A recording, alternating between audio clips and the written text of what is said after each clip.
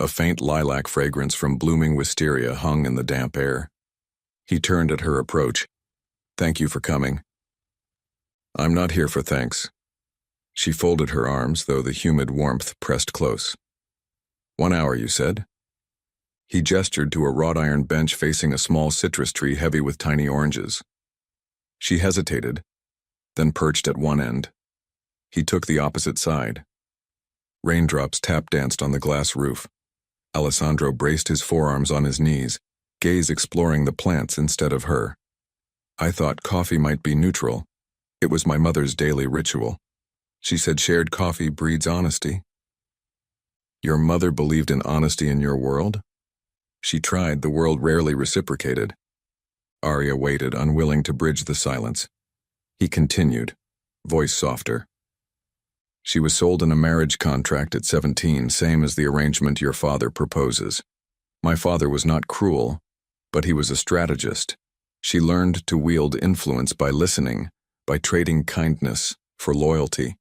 She taught me empathy is as dangerous as any gun." Arya's brows drew together. "Empathy doesn't seem your weapon of choice." "You're alive."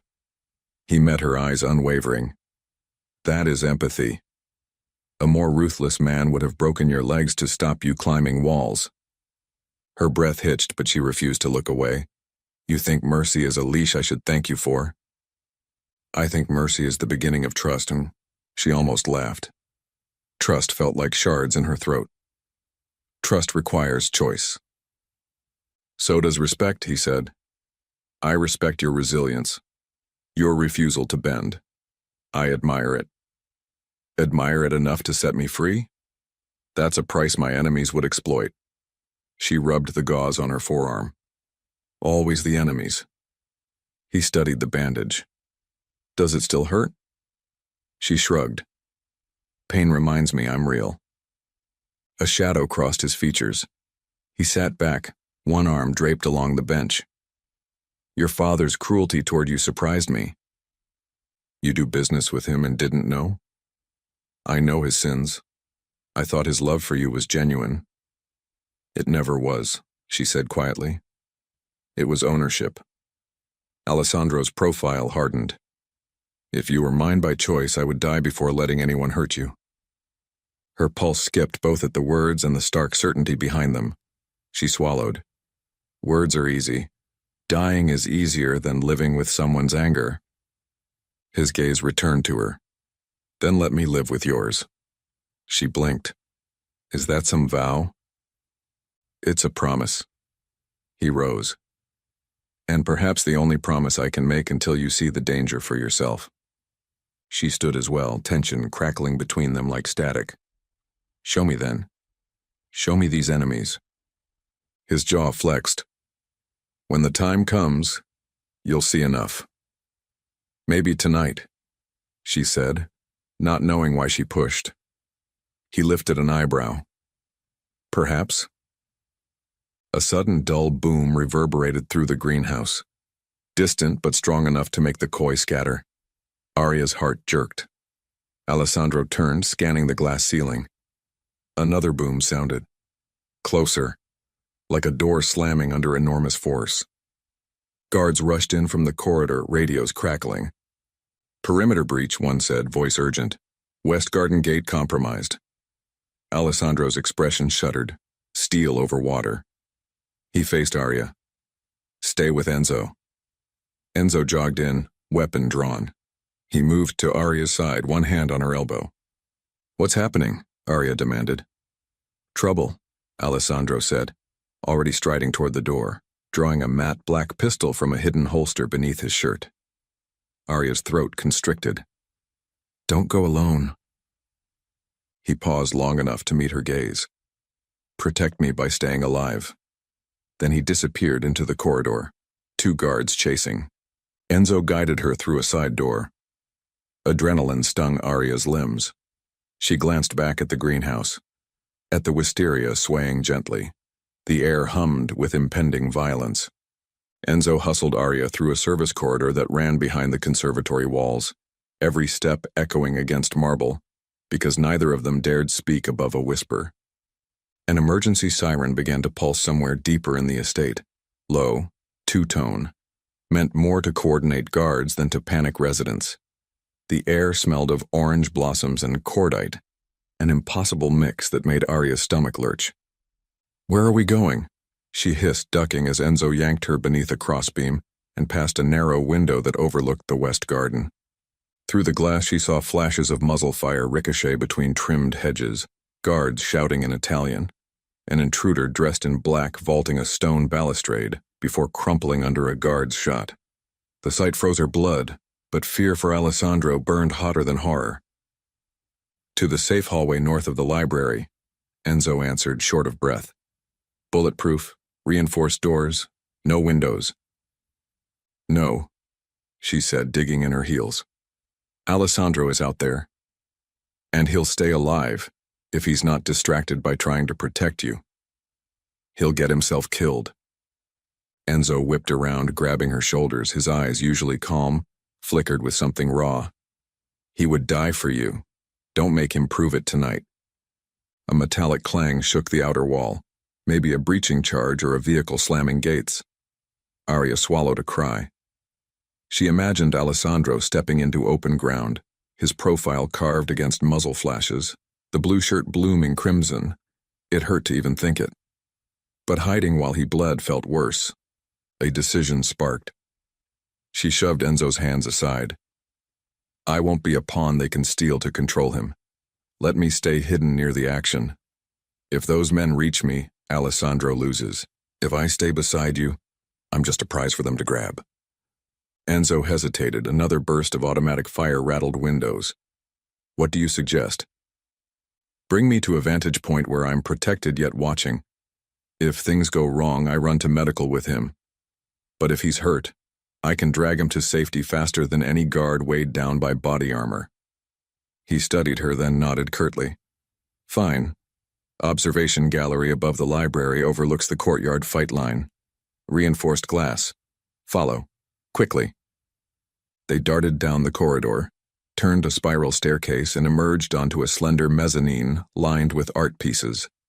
The glass wall across from them faced the central courtyard.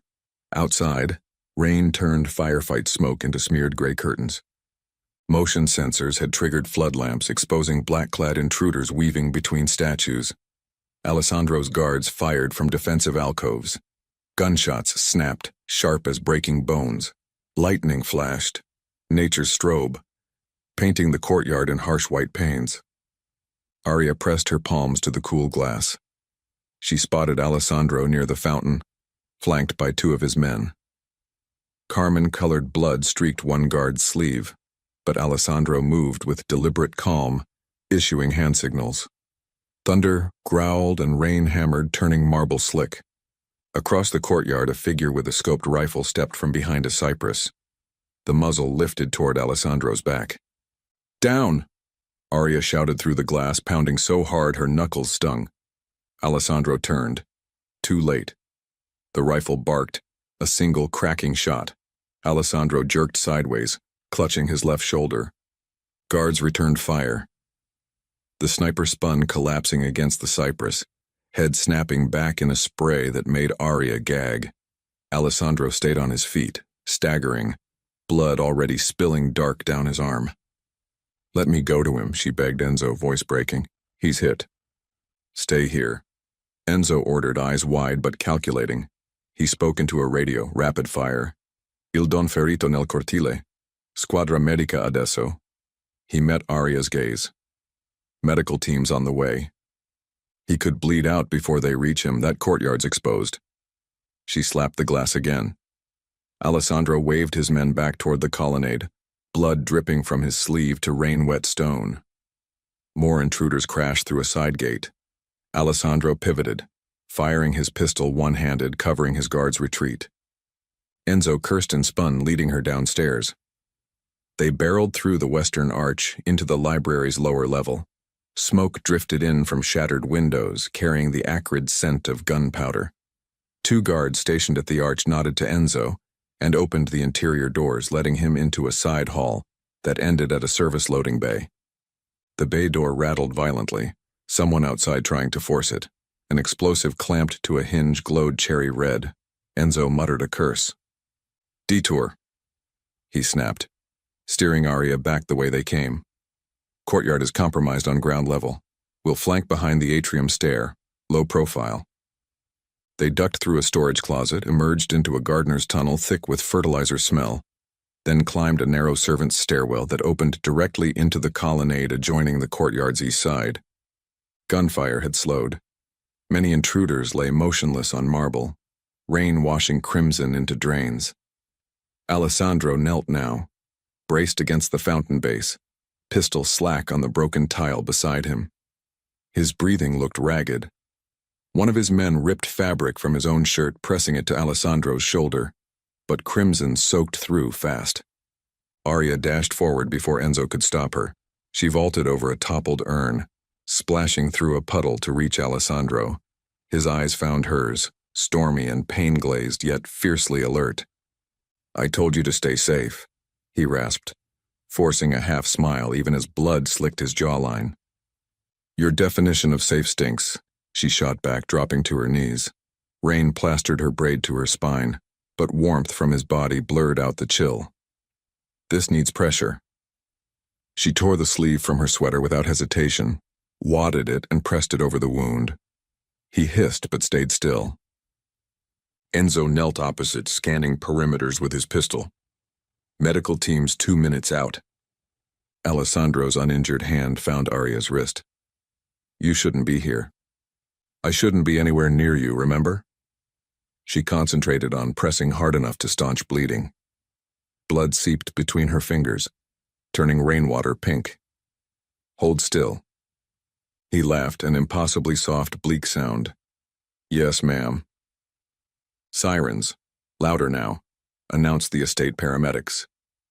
But another shadow leapt atop the western balustrade, an intruder somehow skipping perimeter sweeps. He raised an Uzi, aiming straight at the kneeling trio. Arya saw the muzzle flare. Instinct drove her to slam her body into Alessandro's uninjured side, knocking him flat. She heard bullets ping stone. Enzo fired twice, 2 sharp cracks. The intruder pitched backward over the railing, gun clattering. Silence rushed in, broken only by Alessandro's ragged breaths and rain pattering on shattered tiles. Moments later, medics flooded the courtyard, pushing a wheeled stretcher. Enzo waved them forward. Arya reluctantly eased pressure, letting a medic apply compression gauze and slide a tourniquet above Alessandro's bicep. The lead medic, sweat plastering hair to his forehead despite rain, spoke rapidly to Alessandro in an Italian dialect Arya barely caught, references to arterial damage, need for surgery.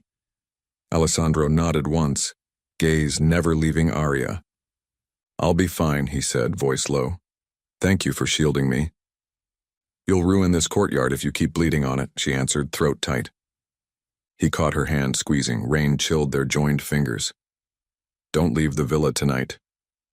I'm not the one who wandered into gunfire. His lips twitched, but pain tightened the rest of his face. Medics lifted him. He hissed, but still didn't let go until the last second. Arya watched them wheel him toward the mansion, heart pounding under adrenaline's tail. She tried to stand, but dizziness swayed her. Enzo seized her elbow. You good?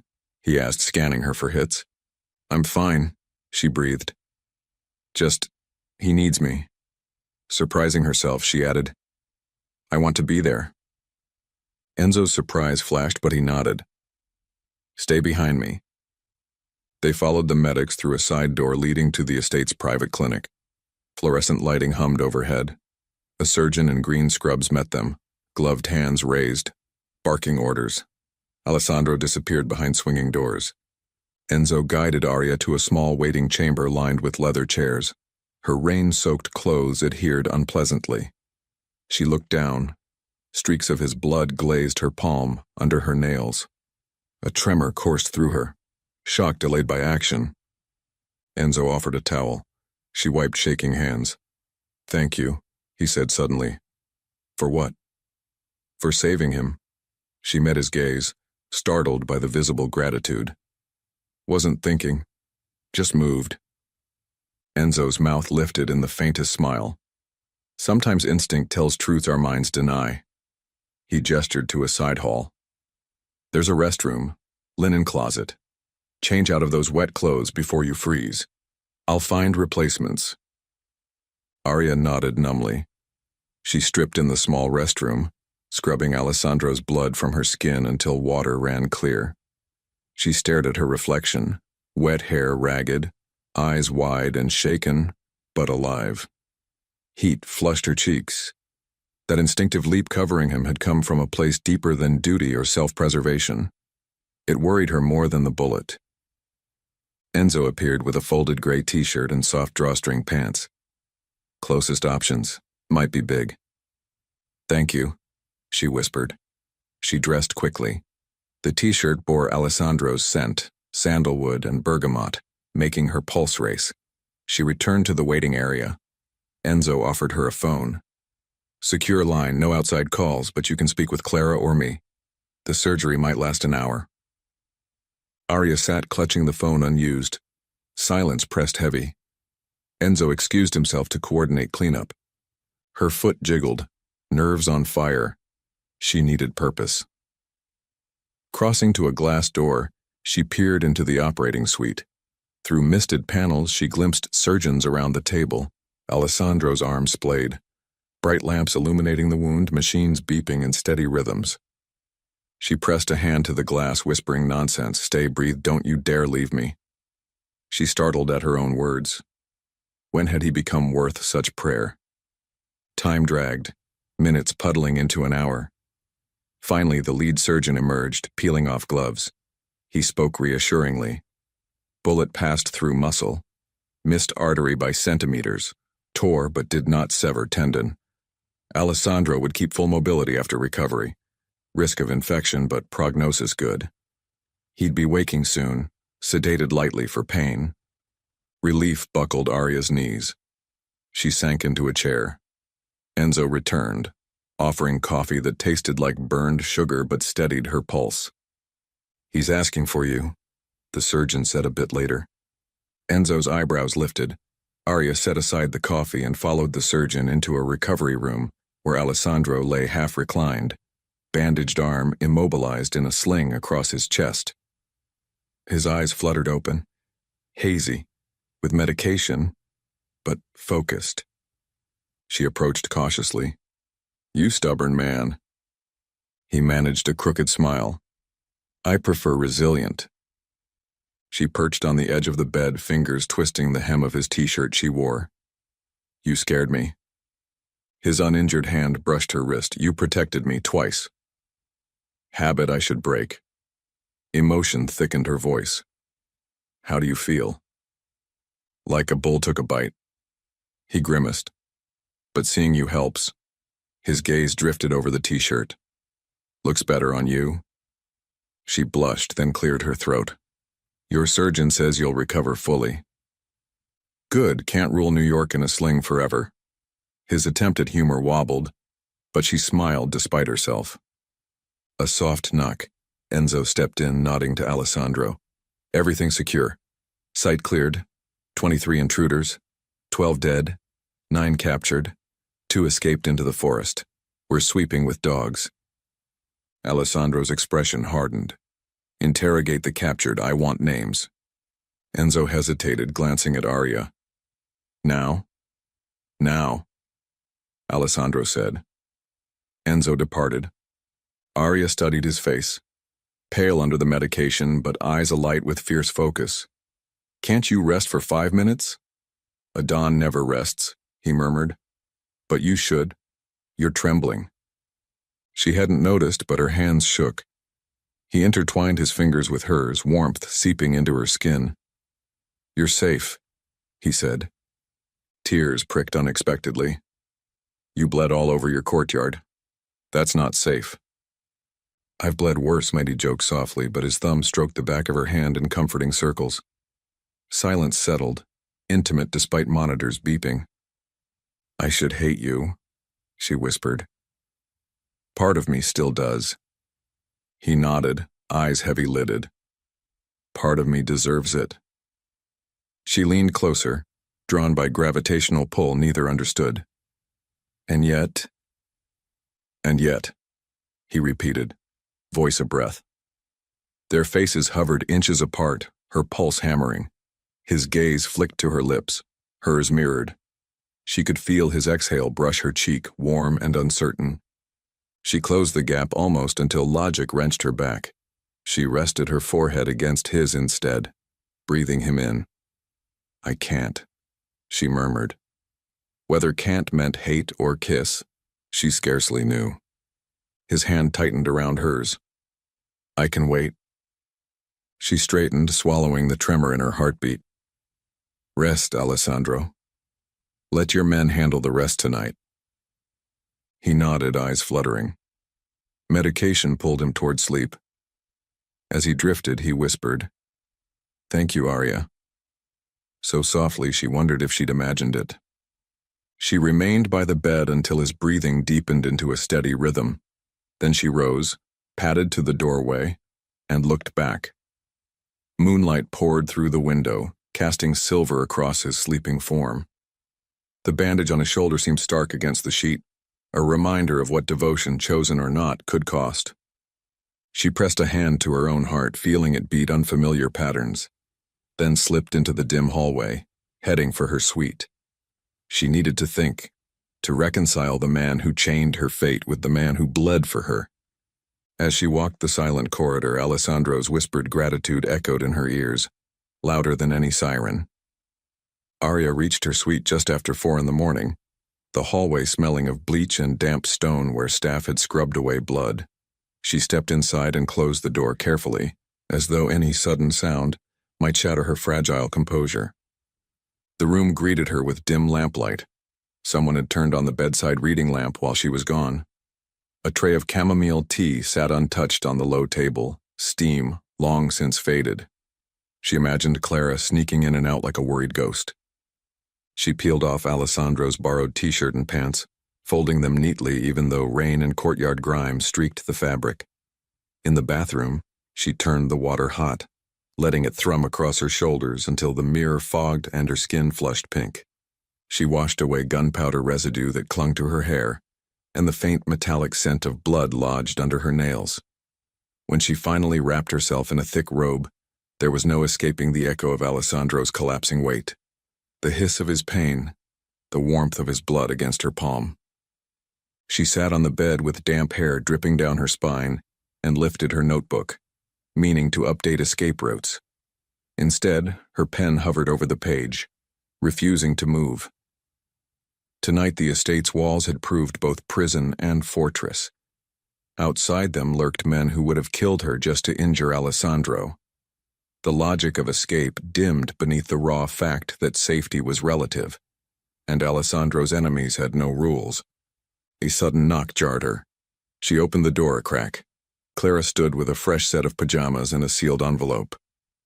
You should sleep, Clara whispered. Her gaze traveled over Arya's damp hair and tired eyes. But first this. Arya accepted the envelope and clothing. Is he still in recovery? They moved him to his bedroom an hour ago. The doctor will stay through dawn. Thank you, Arya said, meaning more than the words could hold. Clara lingered, worry creasing her brow. The Don asked me to give you that when you returned. She pointed to the envelope. Said it's personal. Arya nodded. Clara slipped away. Arya shut the door and sat again, staring at the envelope as if it might detonate. She broke the seal. Inside lay a single sheet of thick paper, handwritten in precise strokes. Arya, if this reaches you, I'm alive and you are safe. Nothing matters more. I regret bringing violence to your door, yet leaving you unguarded would be a greater sin. Someday I hope you will see the difference. Rest tonight. At sunrise, if you wish, come to the garden terrace. I'll have Gianna on a secure video call, unmonitored but recorded for your protection and mine. One step toward trust. She let the note fall to her lap. Gianna. A real conversation, not a message filtered through Clara.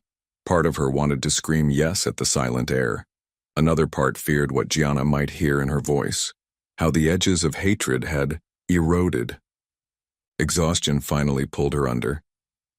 She changed into the pajamas, slid between sheets still carrying faint lavender from last night's turn-down service, and closed her eyes. Sleep came in fragmented waves. A corridor of smoke where Alessandro's hand slipped from hers, her father's voice calling her stubborn, Clara's rosary beads clinking like chains. She woke to soft gray light leaking around the drapes. Rain had slackened, leaving the world outside hushed and clean. She glanced at the clock on the dresser. 6:15. Her pulse sped up. In 45 minutes, Alessandro would be waiting on the terrace, shoulder freshly bandaged, offering her Gianna's voice like a gift. She dressed quickly in black leggings and a pale blue sweater Clara had left folded on the chair. She considered braiding her hair, but left it loose, damp ends curling at her collarbone. Before walking out, she opened the notebook. She wrote one line beneath the night's scribbles. Trust is transactional. Negotiate. In the corridor, 2 guards shadowed her steps yet kept respectful distance. She realized she knew them by name now, Marco and Franco. Knowledge gained unintentionally. Intimacy through repetition. They escorted her down a staircase that opened onto the second-floor terrace facing east. The terrace overlooked manicured lawns puddled from storm runoff. Morning sun strained through retreating clouds, casting pink gold slivers over wet marble. Alessandro sat on a cushioned chaise, sling snug across his chest, a thick charcoal blanket draped over his lap. A laptop rested on a low table beside a single steaming cup of espresso. He looked up, relief softening the hard set of his mouth. Good morning. You should be resting, she said. I am. Doctor insists this chair counts as bed rest if I don't move. He gestured to the terrace's far side where Enzo stood at discreet distance, phone in hand, conversing in hushed Italian. We're ready for Gianna. Aria's heartbeat fluttered. She crossed to the table, noticing how pale Alessandro's skin remained. She perched on a chair opposite him, drumming fingers on her knee. He slid the laptop toward her and tapped a key. The screen glowed to life, a secure conferencing window opening. After a moment, Gianna's face filled the frame, eyes puffy from worry but waving excitedly. Aria? Gianna leaned so close her curls blurred the camera. Is that really you? Aria's throat tightened. It's me. I'm okay. Okay? Gianna's gaze flicked sideways at Alessandro's barely visible shoulder, bandaged. Are you safe? Where are you? What did they do to you? Alessandro spoke before Aria could. She's safe here, Signora Russo. I arranged this call so you can see she's well cared for. Gianna's brow slashed downward. Well cared for? She vanished from her apartment. Her phone died. Her father dodged my calls. Now you, whoever you are, show her on a screen, like proof of life ransom video. I'm Alessandro Moretti, he said calmly, and Aria is free to speak. Aria touched the keyboard. Guy, listen. Things moved fast. They're complicated, but I'm not hurt. Yet, Gianna snapped. Well, why can't you leave? Aria's eyes flicked to Alessandro. He kept silent, gaze steady on the horizon. She inhaled. Because there are threats outside, and inside this place is complicated. Gianna rubbed her forehead. Are you brainwashed? This is kidnapping. I can call the police. Alessandro answered, voice level. Police cannot help against the organizations involved. However, if Aria wishes, she may ask you to take steps. The choice is hers.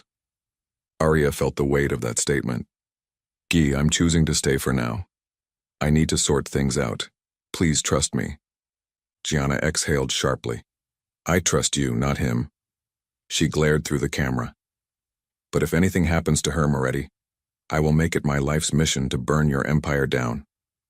Alessandro actually smiled, faint but sincere. Noted. Gianna's shoulders slumped. Your eyes are tired, Aria. Promise you'll call again. I will. A surge of emotion closed Aria's throat. I love you, Guy. Love you too. The call ended. The screen went black. Arya closed the laptop slowly. Alessandro massaged his temple with 2 fingers. Your friend is formidable. She's family. Arya looked at him. Thank you for arranging that. His lashes lowered, hiding relief. Trust requires proof. A silence grew, yet it was not heavy. Beyond the terrace, sparrows shook water from feathers, chirping in sudden sunlight. Arya saw frost-pale bruises along Alessandro's knuckles, darkened from punching intruders perhaps, and realized he must be in pain. Did you sleep? She asked. Little painkillers help. Doctor said you need rest. He chuckled softly. You've taken up her cause. She shifted. You risked your life last night. I need clarity. If you died, everything here would fall into chaos? Likely, rivals would exploit the vacuum. And me? Used, forced into another alliance, or killed. He didn't soften the words. The chill crawled over her skin despite morning warmth. Then I owe you my life. He flinched. You owe me nothing. My choices brought the bullet. Protecting you brings purpose. Purpose. She turned that word over like a stone. What now? We rebuild security, hunt those who escaped, and you recover from the shock. Her laugh came bitter. Shock is becoming baseline. I can offer a change of scenery, he said carefully. My villa on the lake has fewer walls, fewer guards. We'd delay the ceremony until you feel. He flexed fingers over the sling. Until you see danger is not the only reason I want you near. Yet danger follows you, she pointed out. True. He shifted, pain tightening his jaw. But I can show you the world beyond these gates without shackles. A day trip. You choose the destination. She studied him. And the guards? Essential but invisible. The idea tempted her more than she expected. Let me think. He nodded, accepting. They sat for a while without speaking, watching clouds part over distant hills. The peace felt fragile, stitched together by exhaustion and a bullet's lesson. At last, Alessandro winced, shifting awkwardly. You should lie down, she said. He sighed. Doctor will scold me again. Good. She rose. I'll walk you back. Enzo stepped forward, but Alessandro waved him off. Arya offered her arm. Alessandro slid his uninjured hand through the crook, allowing her to support him. Together they crossed the terrace, following the corridor toward his private wing. Each step carried a quiet intimacy, shared silence, matching pace, the light brush of his fingers along her forearm. At his bedroom door he stopped. Thank you, he said, voice husky. She helped him settle on the bed. Sunlight streamed through tall windows, painting gold on the floor. The room smelled of cedar, linen, and sterile antiseptic from fresh bandages. Arya poured water into a glass, guiding it to his lips. He drank, eyes never leaving her face. She set the glass down, heartbeat steady, but fast. I'll let you rest, she turned to go. Stay. The word was soft, almost unsure. She looked back. He lay against pillows, features pale and vulnerable in daylight. The ruthless Don had become a wounded man asking not for allegiance, but company. She walked to the chair beside the bed and sat. He closed his eyes. Minutes ticked. Rain had stopped, and the only sounds were distant footsteps of staff and the rhythmic beep of a monitor tracking his pulse. He drifted toward sleep. When his breathing deepened, she allowed her gaze to trace the lines of his face. Strong jaw, faint stubble, lashes dark against pale skin. She reached out, almost brushing hair off his forehead, but stopped herself. Instead, she folded her hands, staring at them. Part of her still whispered run. Another part whispered stay. Between those voices lay a narrow bridge built of last night's blood and this morning's fragile trust. Later, a soft knock preceded Clara entering with fresh bandages. She smiled at Arya, then tended Alessandro with gentle efficiency. He didn't wake. Clara whispered, He'll sleep hours. Arya stood. I'll be nearby. In the hall she found Enzo conferring with Marco. He paused, meeting her gaze. We appreciate you saving him. He saved me first. She hesitated. Will the council attack again? They'll regroup, but last night cost them. Enzo's eyes were tired. Still, caution remains. Arya nodded, then walked back to her suite. She sat at the desk, opened her notebook, and on a fresh page wrote, Reasons to stay. 1. Gianna safe as long as I remain. 2. Rivals willing to kill me to hurt him. 3. Alessandro's promise of choice. Reasons to leave. 1. Freedom cannot bloom in captivity. 2. Father's betrayal doesn't bind me to new chains. 3. Fear of losing myself. She stared at the lists. The first category felt heavier, weighted by human lives, by bullets and blood. The second felt lighter, almost fragile. A gentle chime sounded from the suite phone. She answered. Gianna's voice flowed through, calmer. I thought you might need to hear a friend again, Gianna said. Arya closed her eyes. Tell me something normal. Marco asked me to dinner. Marco. The barista with the sleeve tattoos. Oh. Arya smiled. Say yes. My yes depends on you staying alive. I'm trying. Gianna exhaled. You sound different, softer. Arya pictured Alessandro sleeping, the subtle weight of his fingers on hers. I'm tired, but I'm still me. Good, be careful, and remember who you are. I remember, Arya said, hoping it was true. After hanging up, she returned to the notebook, drew a line through reasons to leave. She wrote, Reason to stay that matters. Find out if love can grow where freedom hasn't yet taken root. The admission startled her. She set the pen down, staring at the words until they blurred. She didn't know where this path led, only that last night's bullet had cracked something open. Fear, loathing, and oddly, possibility. Evening shadows lengthened. At dusk, Clara arrived with dinner.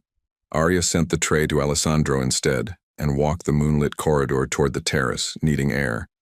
She looked over the dark garden where yesterday's battle had spilled blood. Cleaners had scrubbed marble, only faint scars lingered. She whispered to the night, voicing her resolve. I will not be pawn or trophy. If I stay, I shape my own fate. Behind her, footsteps approached. She turned to find Enzo, holding Alessandro's t-shirt freshly laundered. He thought you might want this back, Enzo said. She accepted the folded shirt, soft and warm from the dryer. Against her chest, it felt like a promise. Unfinished, uncertain, but alive. Tell him I plan to borrow more, she said. Enzo grinned. Rare and genuine. I will. Arya watched him disappear, then turned back to the garden. In the silence, she heard her heartbeat and imagined another, slower rhythm echoing from Alessandro's quarters, the two pulses separate yet somehow already learning the same song. She breathed in damp night air, feeling at once caged and astonishingly free, suspended between terror and something fierce, bright, and burgeoning. Tomorrow would bring council politics, enemy reprisals, and the inevitable question of vows. But tonight she let the quiet cradle her new reality. Reluctant prisoner, reluctant savior, woman reaching toward man through darkness, each scar a stepping stone. For the first time since the abduction, Arya let a smile curve her lips, not of surrender, but of challenge. She would shape this story as much as he did. And if love dared to bloom here, it would be on her terms, strong enough to outgrow every wall. Morning light slanted through tall French windows, brushing gold across Alessandro's bedroom wall, and the broad headboard carved with curling acanthus leaves. Arya paused on the threshold, taking in the room's calm hush. The low hum of a monitor, a faint scent of antiseptic mingling with cedar. Alessandro lay against a bank of pillows, sling snug across his chest. His eyes were open and clear, tracing the dust motes spinning in the risen sun. A small smile lifted one corner of his mouth when he noticed her. "You're early," he murmured, voice still rough with sleep. "I couldn't stay away." She crossed the thick rug until she stood at his bedside. "Clara said the doctor gave you clearance to sit up, but not without help." "She's more relentless than any bullet." Alessandro shifted, then winced as the sling tugged. "Will you?" Arya took a breath, slid a hand behind his shoulders, and braced her other palm against the mattress. "Ready?" "At your command." She guided him slowly forward. His bare torso, bandaged and bruised, felt too warm under her touch. She fought the instinct to snatch her hand back. They moved in careful increments until Alessandro sat upright, breathing hard as if the small victory had cost him a mile of running. "Thank you." He sagged against the headboard. A bead of sweat traced his temple. "This should be less humiliating." "It's honest," she said, straightening the sheet over his legs. "You almost died. Even Dawn of New York is allowed to be human." "Human," he repeated softly. "Feels unfamiliar." His gaze flicked to her wrist, where a faint bruise remained from the zip tie days ago. "Yet you keep reminding me what that looks like." She pulled the bedside table closer, unscrewed the cap from a bottle of spring water, and held it to his lips. He drank, eyes on hers. The silence vibrated with words they didn't dare speak. When he finished, she set the bottle down and reached for the small medical kit the doctor had left. "Let me check the dressing," she said. "You'll make an excellent field nurse," he joked. "It's a terrifying new skill set."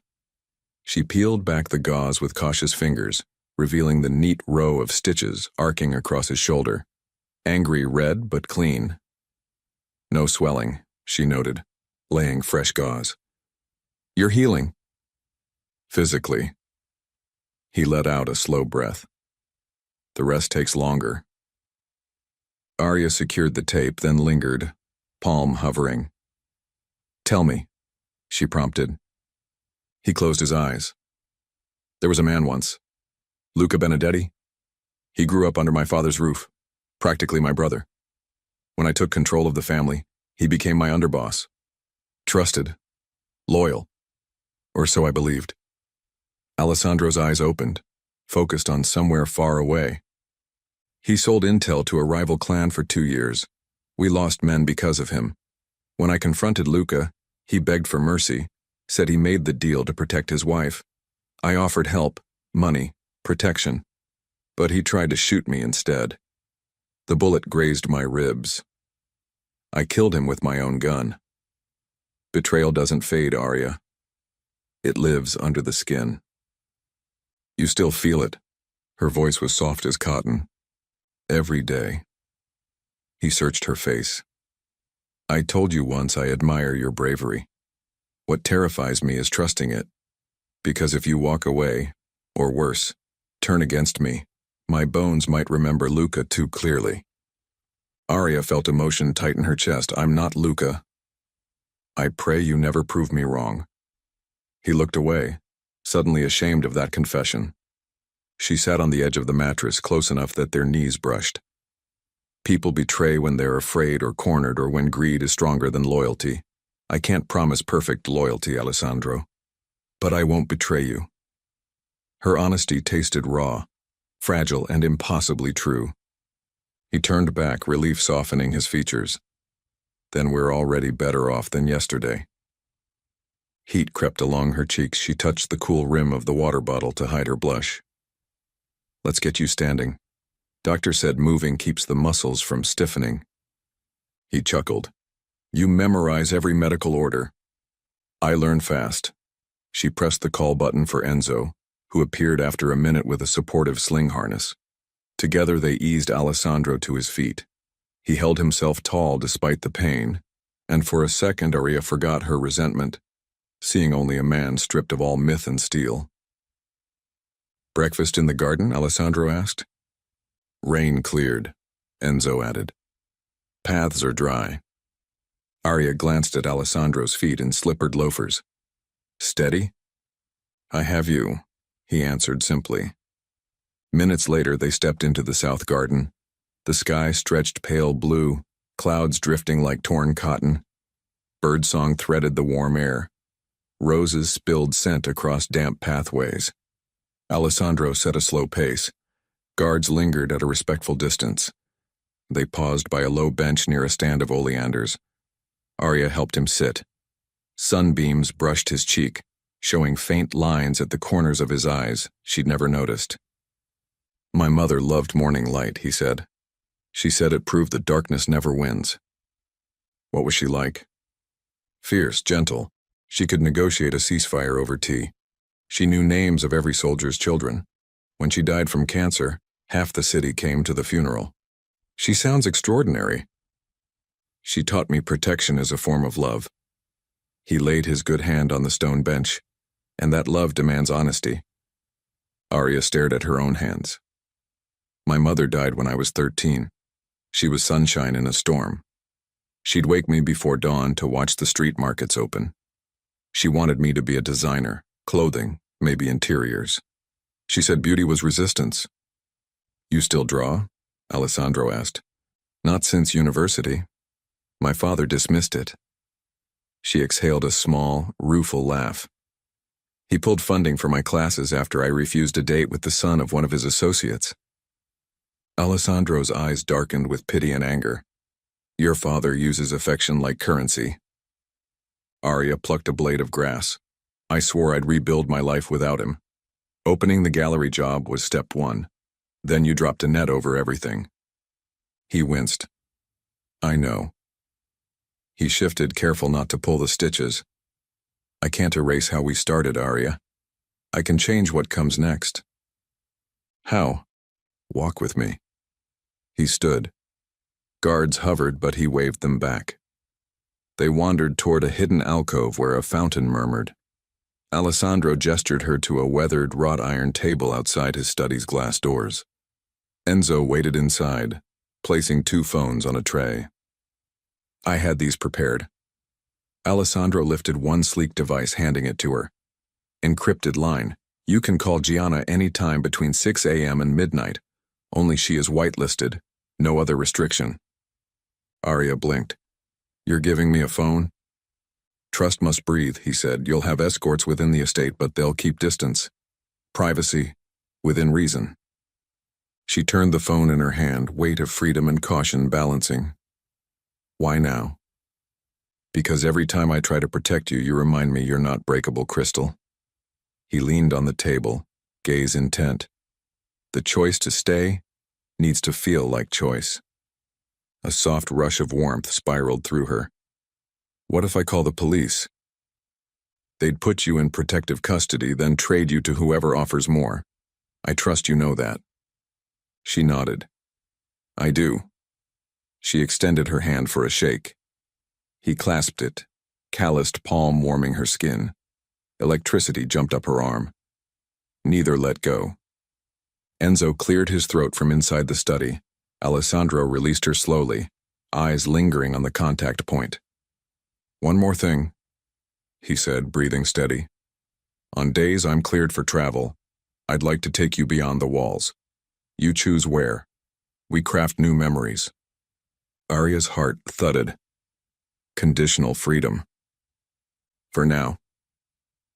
His smile was brief, hopeful. "You'll still have guards, but they'll dress civilian." She bit her lip. "It sounds almost normal." "I crave normal with you." The sincerity of his tone sent shivers across her shoulders. Before she could respond, Enzo appeared at the study door, his usual calm cracked by tension. "Don, message arrived from Valenti family, recorded video. We traced the drop server, but it's encrypted." Alessandro's expression hardened. "Let me see." Enzo led them inside. A laptop sat open on the mahogany desk. Alessandro clicked play. Arya hovered behind, stomach tight. The screen showed a balaclava-masked man standing before a black flag. His Italian was rough, heavily accented. "Moretti," he said, "you took 11 of ours. We will take something precious from you. The next time we come, we do not fail." The video looped to a skull drawn in red paint, then ended. Alessandro exhaled, jaw clenched. They want her. Obviously, Enzo said. Arya felt cold. They say they won't fail. Alessandro turned, anger edged with fear. I won't let them within 100 meters. I'm not a porcelain doll, she insisted, but inside her pulse raced. I know, he said softly, but you're my heart's geography. Losing you destroys my map. The words left her speechless.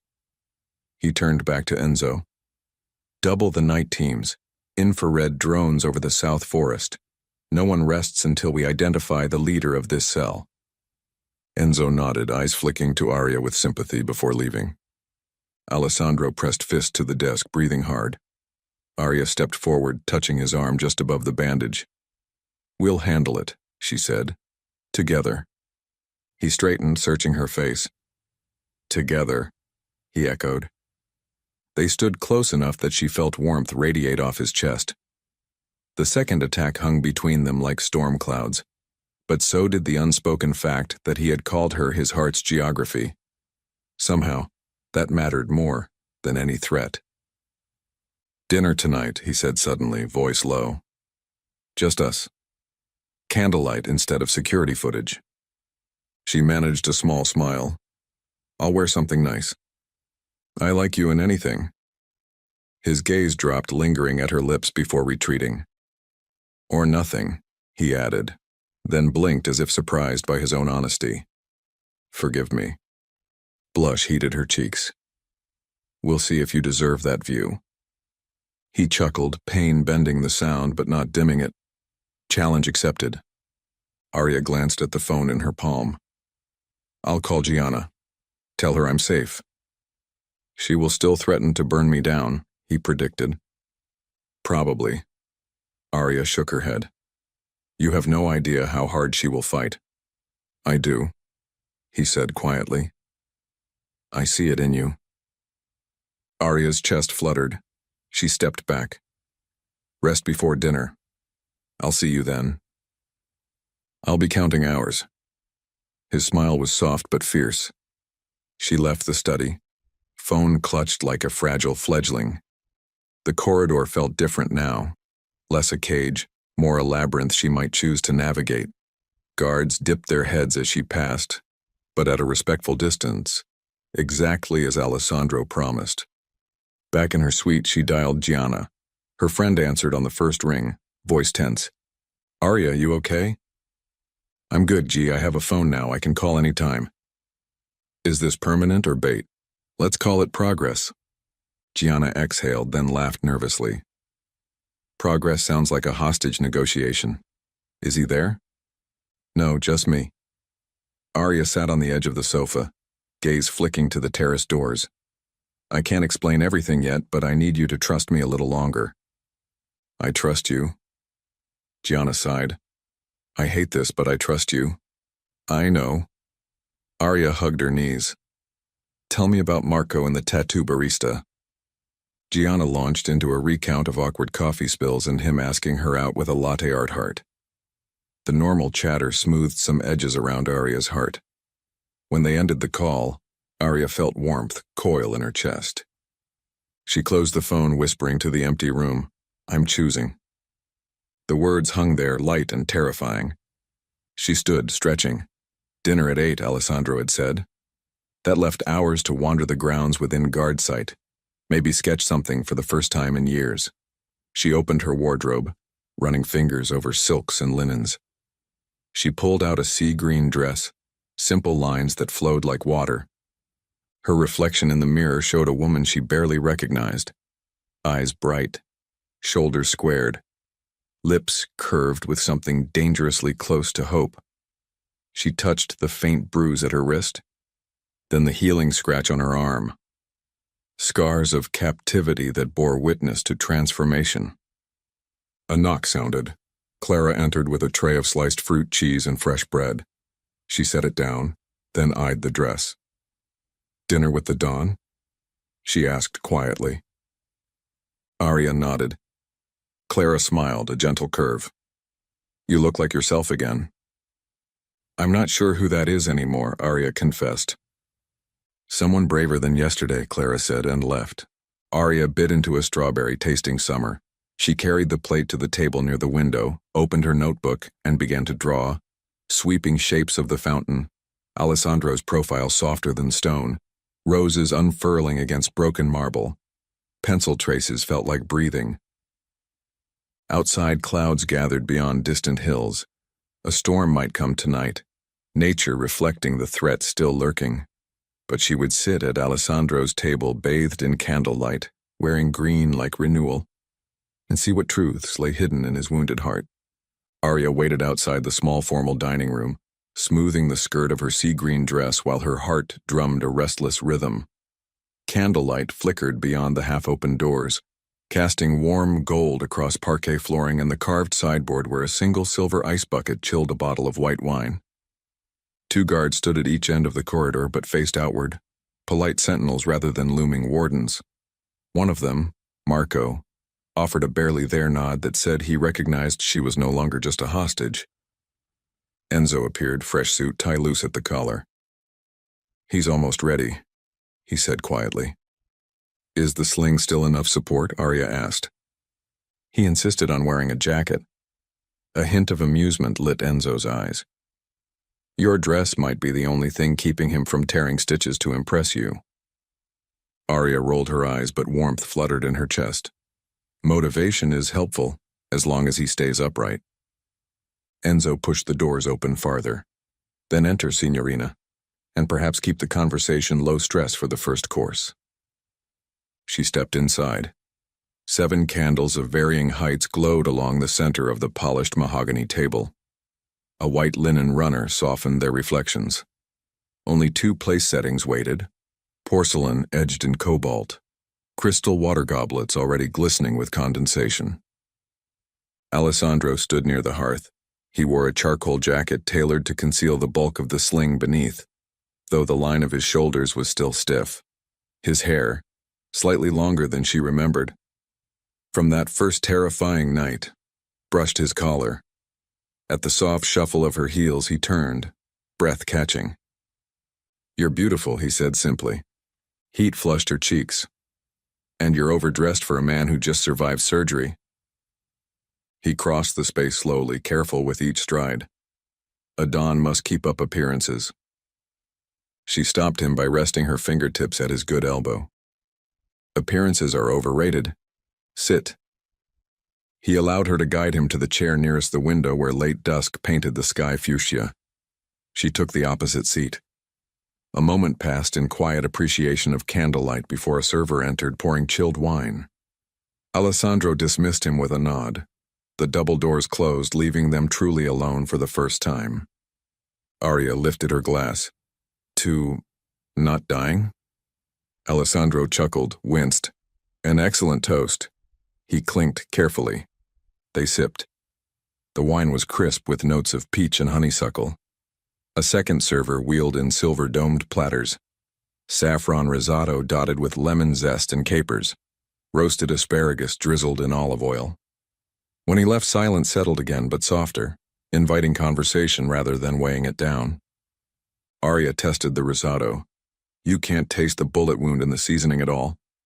He laughed outright, shoulders shaking, then hissed, hand hovering near his stitches. "Your humor may kill me faster than any rival." "Doctor's orders minimal laughter," she teased. "Does that mean no jokes about your dramatic father?" he asked gently. Her fork paused. "You know," she said, voice steady.